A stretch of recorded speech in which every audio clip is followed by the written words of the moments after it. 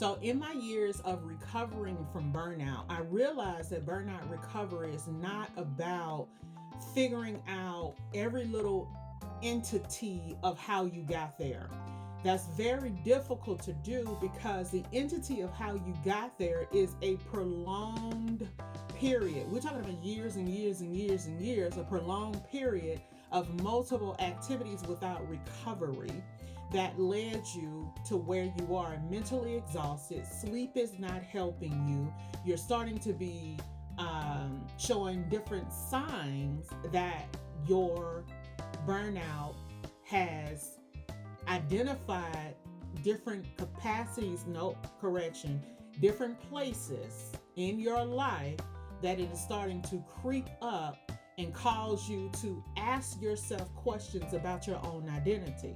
Now, I'm going to talk about this in upcoming videos more, but what I learned specifically to help me in my burnout recovery was to really understand something that I had never understood before, never heard being taught, never idealized, but this thing is called capacity injury. And yes, this is my own trademark framework in understanding how I needed to get back on my feet.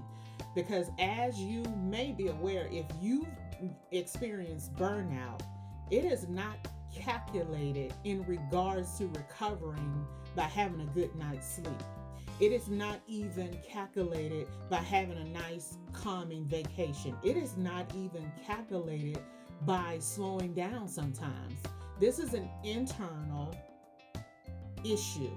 It is a physiological issue. It is a emotional issue. It is a mental issue in regards to being mentally exhausted. When you are mentally exhausted, you cannot think clearly. Your decisions take longer than they have ever. You doubt yourself. You try to hurry up and take shortcuts because you need it to be done and over with.